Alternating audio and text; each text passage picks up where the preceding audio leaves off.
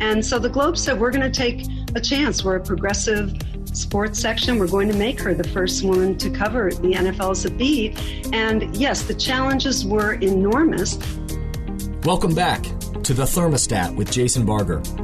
If you're currently on a commute, a walk, or just a micro break in your day, glad you're making time to step back, to think, and to reflect on the next steps on your journey. I've never been more convinced. The best leaders and team cultures in the world are the ones that make time to step back and calibrate their thermostat. I hope today's conversation leaves you feeling grounded and inspired. Now let's dive into today's topic to engage our minds and hearts in order to authentically lead and create compelling cultures wherever we are in the world. Hello, everyone out there. It's Jason, and welcome back to the Thermostat podcast. 2020 continues to be a strange and disorienting time, and my hope, as always with this podcast, is that the content engages your mind and heart and helps you navigate your way through the world in positive ways. I'm more convinced than ever that authentic leadership and creating compelling cultures are needed more than ever in the world today. So thanks to everyone out there who continues to listen to the podcast, who shares the podcast, who rates and reviews, 5 stars, of course, all those ways that you amplify these messages in this spirit in the world by rating and reviewing and commenting and sharing. Obviously, that helps amplify and spread these messages further out into the world. And so I'm very thankful that you do that. I am very excited to invite my guest for today into the chat in just a minute. Lesley Visser is the most highly acclaimed female sportscaster of all time. She's in 6 halls of fame, and she's the quote-unquote first in terms of females in sports broadcasting in so many different ways. First woman in the Pro Football Hall of Fame, first woman on the sidelines of a Super Bowl, first female sportscaster to carry the Olympic torch, and on and on and on. A true trailblazer in sports for women. I was lucky to meet Lesley. I think it was back in 2011 at the Final Four in Houston. She's now married to the legend himself, Bob Knuth, a.k.a. RCK, father of one of my best friends on the planet, David Knuth. And so I'm fortunate to have Lesley here. Lesley, welcome to the podcast. Jason, I am so thrilled to be here and to be part of your family. I feel like the extended family from Columbus. I do, as a reporter, I must confirm something that, of course, there are great athletes all throughout the area from, and one of them from Upper Arlington, he was training to make a comeback. I heard that down the bubble in Orlando, the NBA was looking at him until he played a pickup with you. He did that false hustle Red Auerbach thing, and he's in like a body cast. David can. I tell you what, David, he keeps messing with me, and I shook him one time and broke his leg, and he won't actually let me, forget about that. It's amazing. Well, the man was wheeled around like Stephen Hawking for 6 months. So I think you ought to show a little more compassion. That wheelhouse. He would not let me live that down. He brings it up to me all the time, and I say, "Hey, buddy, I didn't mean to.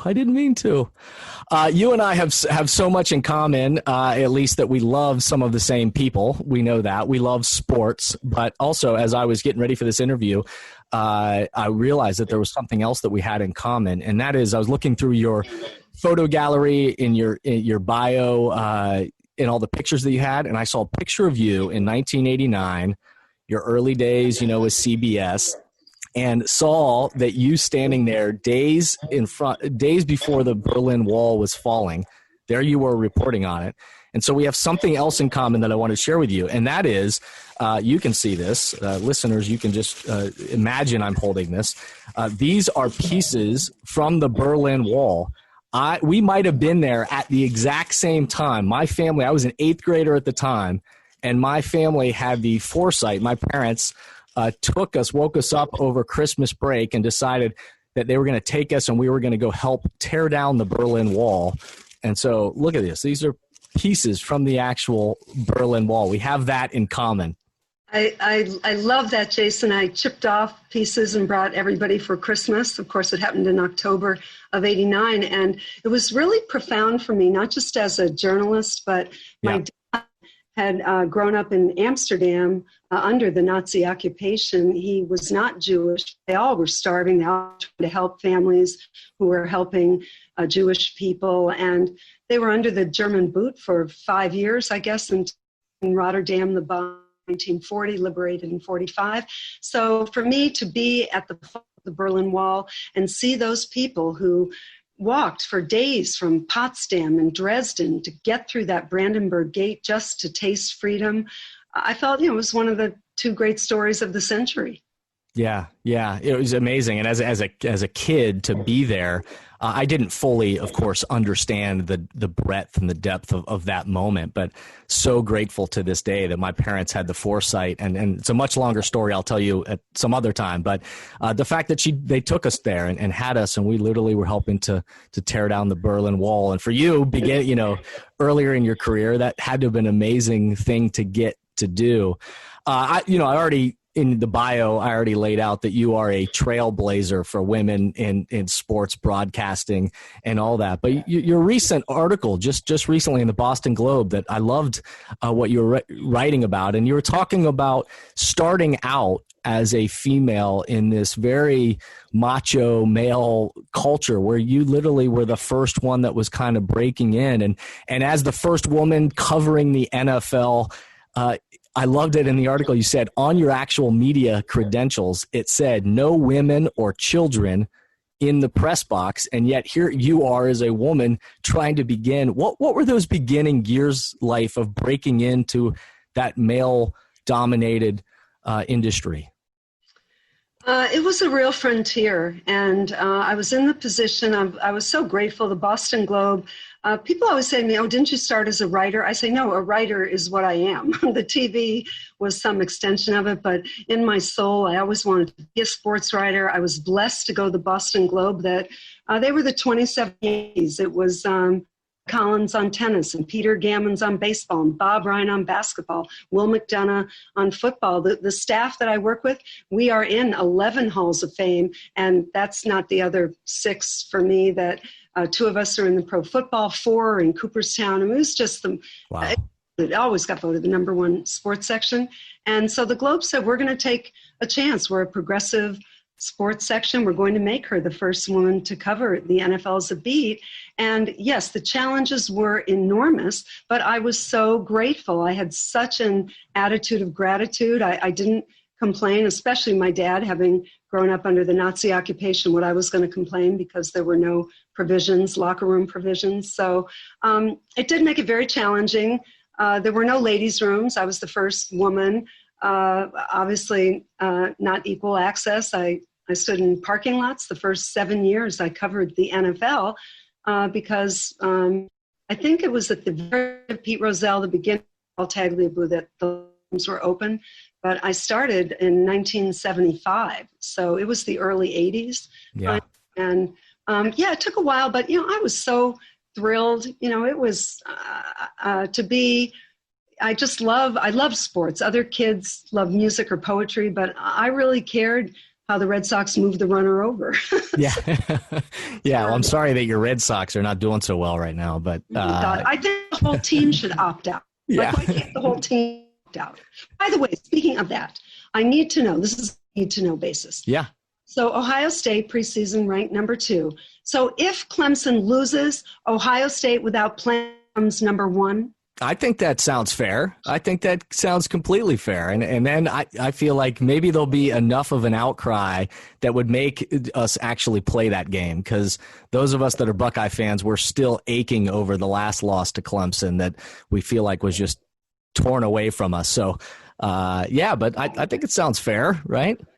It's an interesting time. I just did a story on the Navy coach, Ken Niumatalolo. Yeah. They have put their players in a very protected environment. They are a military academy, and he's nervous about playing on On the other hand, most of the colleges have such testing that those young men and women are pretty safe. I think the challenge will be fans in the stadium, parties after the game. I don't really think it's the teams that are facing it. And I was talking to a coach today, a Big Ten coach, and he said, you know what, I'm worried about the mental health of my players who are not getting to play. And I don't know what you think about that. That's an area you deal in. Nobody that aspect of this. Yeah, no, I think it's a huge deal. I don't know if you saw the report that the CDC just came out with recently. I don't know how they have this survey or how they got this information, but they reported that just in the month alone, the month of June alone, 11% of working adults said that they considered suicide.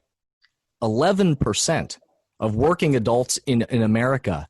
And so the mental health issue of everybody on quarantine and isolation right now, and certainly with the teams and organizations that I serve and watching about how we're shaping culture, there's no doubt that when I hear coaches talking about, hey, this is the safest place for our players to be, is an environment that they're used to, the habits that they formed, the routines that they have, and also the way that they are actively working their bodies and their minds and developing as a team, that makes a whole lot of sense to me, and I can see why people are protective of their athletes. I mean, you've seen some of the greatest coaches and teams throughout your career of watching them and having access. I'm wondering, who are the teams and coaches that come to your mind that were really exceptional about, shaping that kind of positive culture? I mean, so much of the work that I do is with teams and organizations of helping them proactively shape the culture that they want, and think about how do they develop the mindset and the leadership of the people on the team.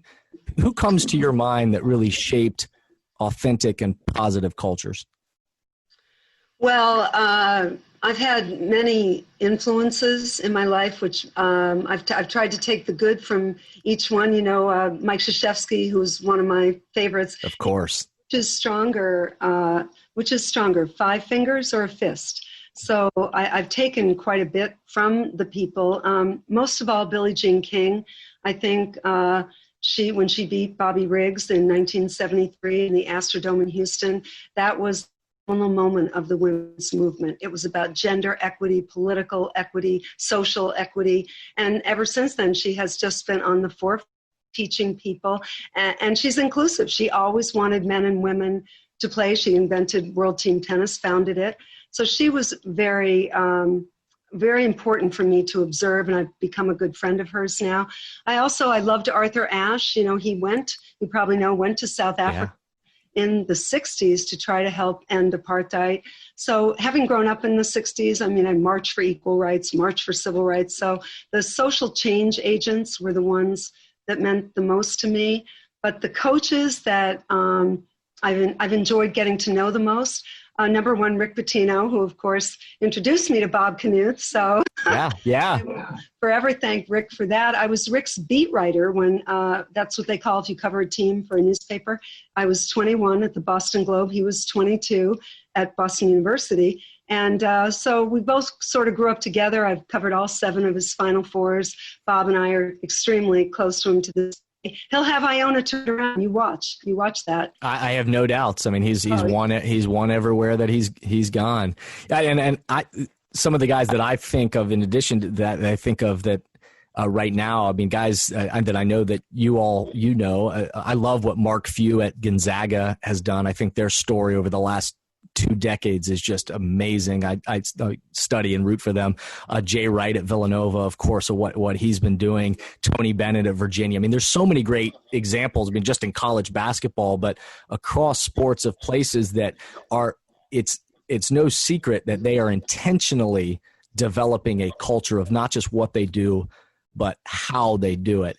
And I also think about the broadcasting team, especially that you were a part of. And I think about John Madden and Pat Summerall and some of those amazing Hall of Fame broadcasting teams. And I'm wondering, how would you describe the culture of that team or some of those even broadcasting teams that you've been a part of over the years?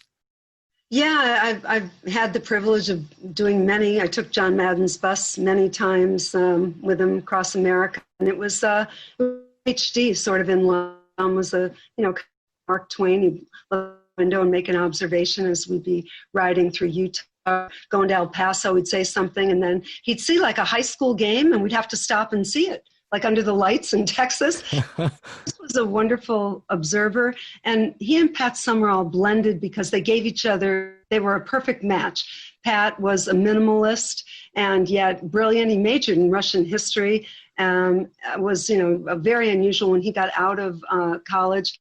Pat took the train from Vladivostok to Moscow. He crossed Russia on a train. Very interesting guy. And John is brilliant, but Pat would sort of serve up in that beautiful voice what the play was. And then John could ramble around and do his telestrator. And John was just funny. Remember, I don't know if you followed the Cowboys in those. Oh, yeah. And he would they had fat offensive lineman Nate Newton, who'll kill me for calling him fat. But John would telestrate. Was that a candy wrapper that fell out of Nate Newton's uniform as a paper was blown across the field? So I think they were a beautiful blend. And then I did World Series with Al Michaels and Tim McCarver, and that was a completely different dance. As when I did the Final Four, starting with Brent Musburger and Billy Packer, and then all the way through the Jim Nance years. So I've really been able to take, I think, the best. And if you're at the top, those people, they make it look easy. That's the difficult kind of broadcasting, when you can just make it look as if, actually John Madden, it was Al Michaels told me the reason Al's so great, and he and Jim Nance, they're both pretty flawless as play-by-play guys, no matter the sport. And Al started in Hawaii, and he told me once that the reason he believed strength comes from, the Hawaiian language is so unusual, so few letters. And Al said he did high school basketball and said, learning to say 5 Hawaiian names on a fast break, that's why I'm good. That is a challenge. That is absolutely a challenge. The other thing that I thought about in thinking about talking with you today is not only the chemistry. So you've had this unique perspective of being able to watch teams and have access to teams and coaches and cultures, and then you yourself have been on those with the team, the broadcasting teams, and how you all work together and the chemistry there, but also physical environments. And so a lot of companies right now and teams and organizations are realizing, especially as we've now been forced to remotely work. We're now trying to take advantage of technology and work separated from each other, but the chemistry, but they're also thinking about the physical environments of their workplaces. And for you, I think about stadiums and arenas, and there's got to be, 3 or 4 stadiums or arenas that come to your mind that were just different, that the culture and the environment, the chemistry, the environment that was created in those was just unique and special. What kind of physical environments like that come to your mind? Oh, that's a great question. People used to ask me, since I've covered, I think, nearly 30 NCAA tournaments, and as you know, the first round takes you everywhere, right? Takes you to Albuquerque and Des Moines and Corvallis, Oregon. Yeah. I've been pretty much in every city wherever there's a town or remote town. And when people used to ask me, Lesley, what's your favorite place in America? I would say Lambeau in January. People like Florida in January. I say, no, there is nothing like Lambeau Field Bay, its own culture. I noticed that my 3 favorite places all have basically the same color, and then I learned why. My 3 favorite venues over 45 years are Fenway Park, Lambeau Field, and Wimbledon, and the All England Club. And the reason, they were all painted, and the green is over the rust, because they were all built on those old pipes. And that is why those 3 venues have pretty much the same color. Probably Wrigley had that color for a long time, but I like the stadiums that fit into the neighborhoods, which were, of course, the old New York Giant baseball, Dodgers, Fenway, the Cubs, Detroit, St. Louis. I've always preferred those. And all football stadiums are pretty special to me, but I would say Soldier Field and Green Bay's, they're very special. Seattle has that wonderful noise factor. Yeah. don't know if you've been in the Jerry Dome, but Dallas is just so, you feel like, my gosh, you could put a small country. So, yeah, I've pretty much been able to see most of them.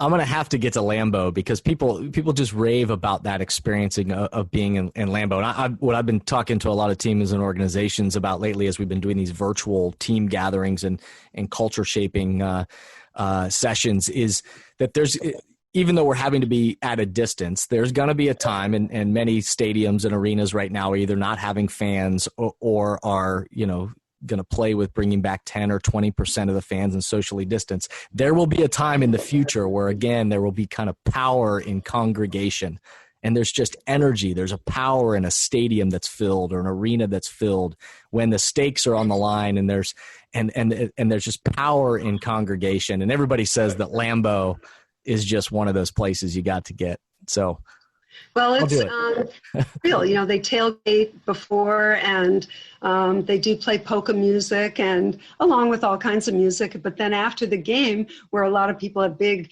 noisy, whatever celebrations, they have the University of Wisconsin comes to play. So it's, I'd love to ask you something. This interview that I did, Ken Niamatalo, he was telling me about how, I think this is so progressive, that the Naval Academy, he just organized, along with one of his defensive coach, R.B. Green, they organized a Zoom for all their players who are predominantly African-American in a predominantly white school, the Naval Academy, and they invited all the police chiefs from the Maryland State Police, from the Annapolis, Baltimore, which has a lot of problems, from Bowie, and they talked about, it was such a candid conversation. I got to see the Zoom, and they talked about chokeholds and Black Lives Matter, and from the police side, how we need de-escalation training, and how police go up to a car and within the calm of 1 second, within 3 seconds, it could be fatal. So I'd love to know your thought on what can be done in the sphere of the Black Lives Matter. Yeah, well, no, the first thing, my reaction to that is I love the fact that the coach did that, and some of the language that I bring to this, that there are no quick fixes to any of this. Of course, that we all know that this is years and years in the making, and we haven't had enough progress, and yet we need more progress. But what I love about what you're describing, them bringing everybody together, is that language I use is that conversations are the currency for change. Conversations are the currency for change. And we need more conversations in the world right now that are about bringing people together and us trying to seek solutions together, rather than everybody trying to pick who's right and who's wrong. And so Doc Rivers, actually, I was talking with David not too long ago, and we were talking about Doc Rivers' comments, if you heard them from, I think just from last night, that I think were amazing, where he was saying, listen, my father was a police officer. Doc Rivers' father was a police officer in Chicago. He says, I love police officers. And I know there are many out there that have given their life to this and done this, but I can still also be outraged by what's happening. And so we need, it can't be one or the other. We've got to have conversations that are the currency for change, and be willing to then say, what is that training, and how do we actually implement action together?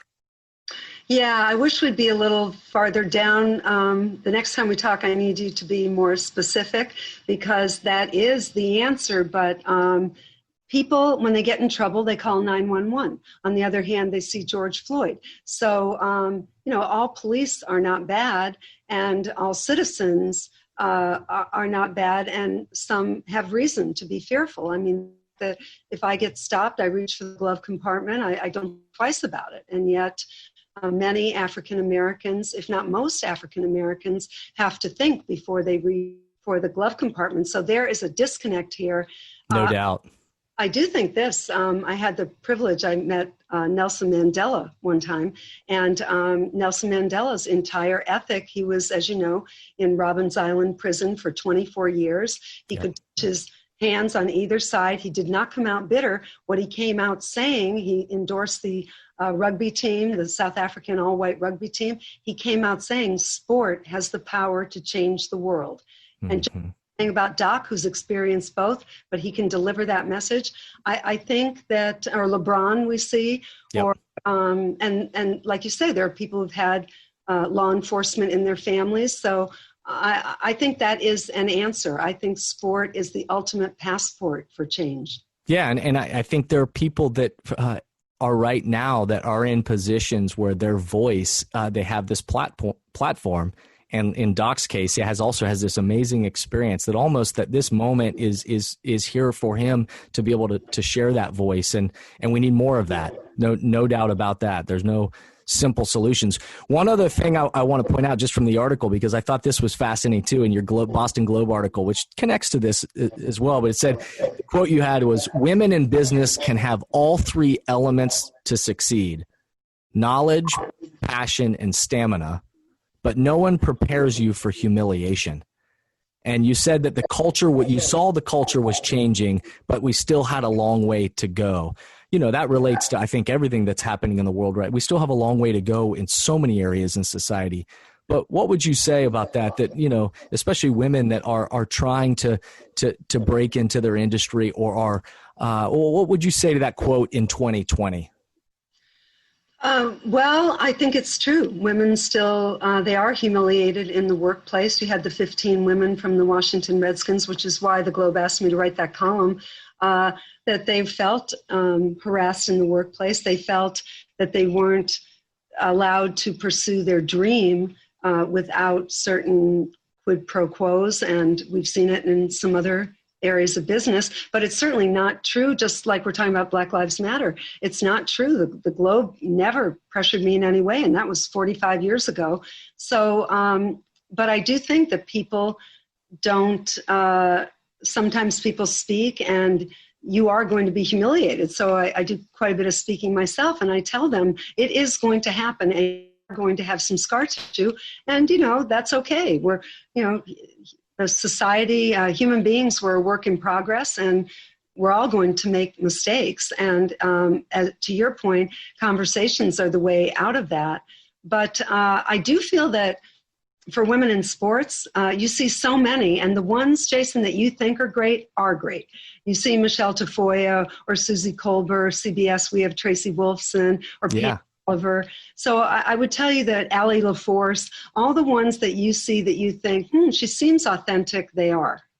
That's great. Well, and she's great. Yeah. Well, and you were somebody that, I know we exchanged emails even years ago where I said that to you, that you're somebody that helped to, pave the way for those people that you are, that you just described. So even though sometimes things are not progressing as quickly as we want them to and need them to, and need to continue to bring voice to things and every day be outraged by injustice, we also have to continue to take the deep breath and realize that progress requires that deep breath and the next step. Well, tell me this for you. Yeah. Everybody loved your book, Step Back from the Baggage Claim. And I wondered if Boston was one of your cities and a native Bostonian, what was the behavior that you remember observing in Boston? In Boston in particular, man, I mean, everybody was quick. That's the thing that I remember about Boston was, and I mean, as a Bostonian, you know that everybody was quick. Everybody was a little bit more brash, I would say. And so it's interesting in Step Back from the Baggage Claim, I talk about the different things that I saw in the different regions around the country, but you see the things that are different, quick, brash, those kind of things in Boston. And you see different things. I mean, Miami and Boston are just two different places, right? But you also see the similarities of what ties us all together. And those were the similarities that I think were the most significant or interesting, at least in my observations, is you see that we're all passing. We all have an opportunity to impact the people around us. We all have a significant chance to leave, an influence on our path. Yeah, I always say growing up in Boston, and it was funny when I went to New York and lived in New York for 15 years, I said, oh my gosh, these people are like 5 times as fast as Boston. Matter of fact, the first time that Bob and I went to New York together, he said something that you're probably pretty familiar with Manhattan, but he looked at me once, of course, he's from your state, Ohio, from Columbus, and he looked at me and he said, why do people try to cross Park Avenue in one light? And I haven't even thought of that. It's true. Everyone gets to the middle. New York makes people walk faster. But for me, the beauty in born in Boston was that in Boston, 3 things matter: politics, sports, and talking. Debating, laughing, everybody's funny. Don't take the floor unless you have something interesting or observational to say. I mean, Boston is a verbal city, and I feel privileged to have grown up ethic. Well, Lesley, this has been lovely. Thank you to you. Thank you for sharing your message, a little bit of your story. Anybody that has been a trailblazer in any industry or somebody who has paved the ways for others knows that progress requires a deep breath and then just taking the next step.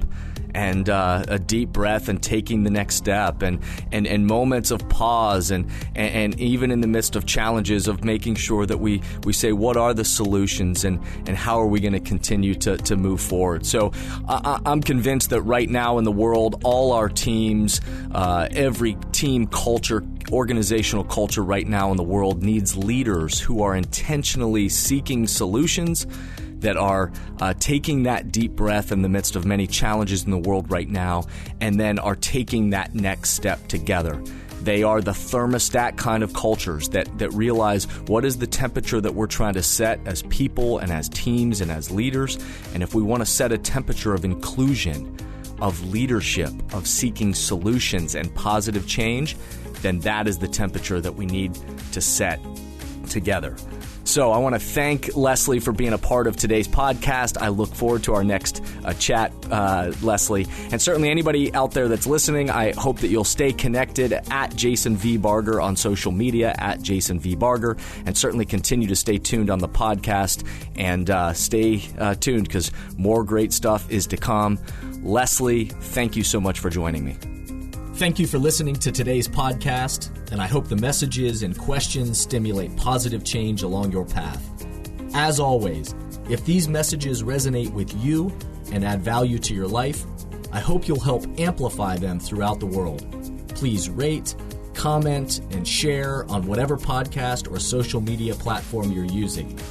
And share this podcast with the people in your life or work who should be part of these conversations. That way, this spirit does, in fact, spread. If these messages or developing leaders and culture would be helpful to your organization, or you have a question or comment about this podcast, please contact us at jasonvbarger.com. And remember, we all are ambassadors for the culture we want to create in our life and work. We have to own the vision we want to be a part of. The future of leadership is you, is me, is us. Be a thermostat.